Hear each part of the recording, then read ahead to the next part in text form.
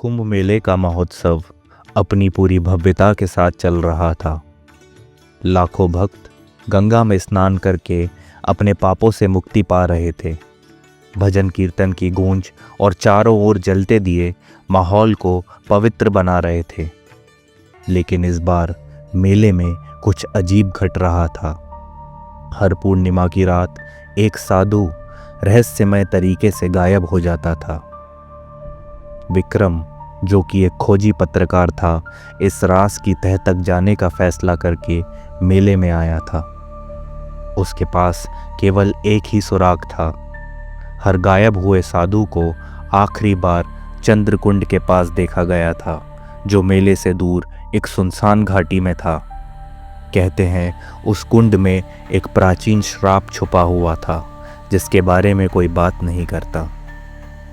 विक्रम ने स्थानीय लोगों से बात की, लेकिन सब ने उसे चंद्रकुंड से दूर रहने की चेतावनी दी। एक बूढ़े साधु ने बड़ी मुश्किल से विक्रम को बताया, चंद्रकुंड में सदियों पहले एक महाशक्तिशाली तांत्रिक अघोरनाथ ने तप किया था। लेकिन उसकी शक्तियां इतनी भयंकर हो गई थी कि देवताओं ने उसे श्राप देकर उसी कुंड में कैद कर दिया। हर कुंभ मेले की पूर्णिमा को उसकी आत्मा मुक्त होने की कोशिश करती है और साधुओं की बलि लेकर अपनी शक्ति बढ़ाती है। विक्रम ने इसे अंधविश्वास समझकर अनदेखा किया और पूर्णिमा की रात चंद्रकुंड पर निगरानी करने का फैसला किया। वो रात को चुपचाप कुंड के पास छुपकर इंतजार करने लगा। आधी रात को कुंड का जल हलचल करने लगा और अचानक उसकी सतह पर एक हल्की नीली रोशनी फैल गई। तभी एक युवा साधु कुंड के पास आया और मंत्र जाप करते हुए स्नान करने लगा।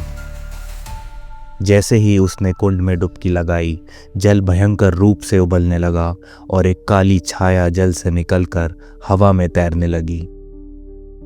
वो छाया धीरे धीरे विकराल रूप लेने लगी।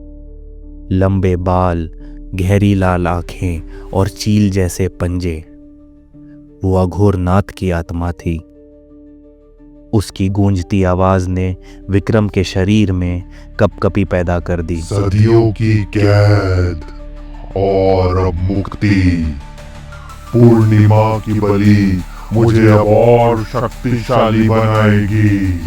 विक्रम के देखते ही देखते उस काली छाया ने साधु को अपनी बाहों में जकड़ लिया और कुंड में खींच लिया। साधु की चीखें हवा में गूंजती रही और फिर शांत हो गईं, जैसे कुछ हुआ ही ना हो। विक्रम को समझ में आ गया कि यह सचमुच श्रापित स्थल है। वो वहां से भाग गया। विक्रम ने अगले दिन मुख्य महंत को सारी घटना बताई। महंत ने कहा, केवल महाकाल का त्रिशूल ही इस श्राप को तोड़ सकता है।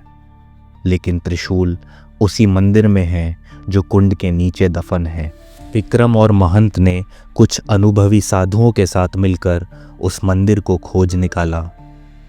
जैसे ही उन्होंने त्रिशूल उठाया, चंद्रकुंड का जल फिर से उबलने लगा और अघोरनाथ की आत्मा गरजते हुए प्रकट हुई। मुझे अब कोई नहीं रोक सकता।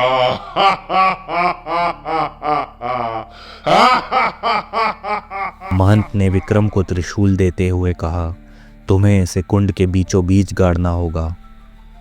विक्रम ने हिम्मत जुटाकर त्रिशूल उठाया और मंत्रों का जाप करते हुए कुंड के बीच जाकर त्रिशूल को जल में गाड़ दिया।